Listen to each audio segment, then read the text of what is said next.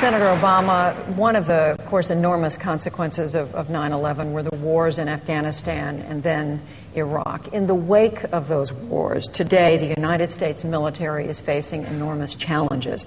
Junior officers are leaving the Army in record numbers. The recent graduates of West Point leaving the Army. What would you do as president to make serving and staying in the military more attractive to young men and women? Well, first of all, as Commander-in-Chief, my job is to keep America safe. And that means ensuring that we've got the best military on earth, and that means having the best persons in uniform on earth.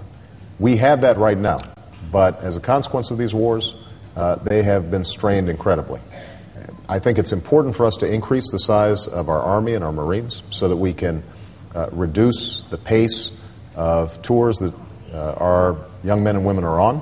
I think it's important for us to work towards increasing military pay.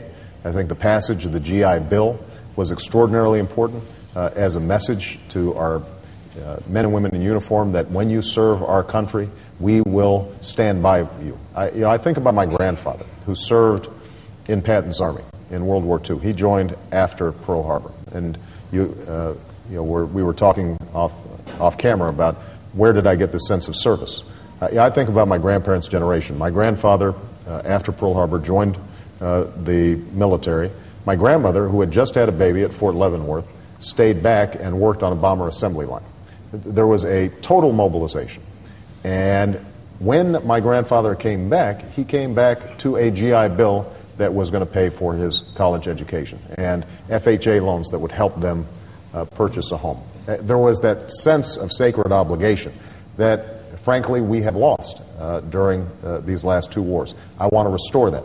But it's also important that a president speaks to military service as an obligation, not just of some, but of many.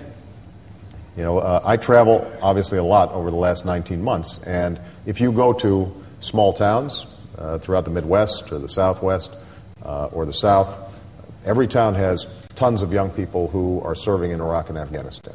That's not always the case in other parts of the country, in more urban centers. And I think it's important for the president to say, this is an important obligation. If we are going into war, then all of us go, not just some. Well, to that end, to get the best and brightest into the military, this university, your alma mater, invited President Ahmadinejad of Iran to be here last year. But they haven't invited ROTC to be on campus since 1969. Right. Should Columbia and elite universities that have excluded ROTC invite them back on campus? Yes. I think we've made a mistake on that.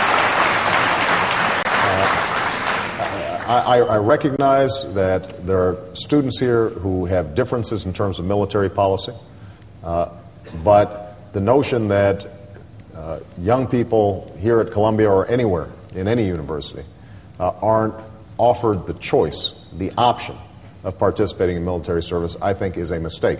That does not mean that we disregard any potential differences in various issues that are raised by students here.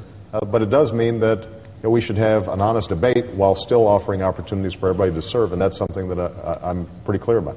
You were saying a moment ago that you think there should be more young people serving in the military. We need a broader demographic cross-section. How do you do that short of a draft? Well, again, I think that inspiring young people to serve is something that the president is uniquely positioned to do.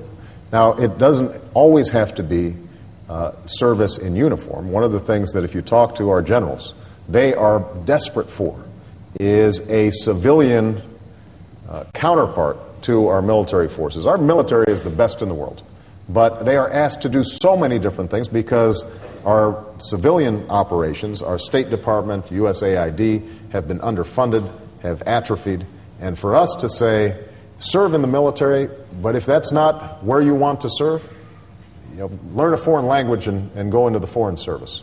And by the way, we will deploy you in some difficult areas, but that's part of what it means to be an American and to serve and to sacrifice. We need agricultural specialists in places like Afghanistan. We need civil engineers that can do some of the work that currently our military officers are doing.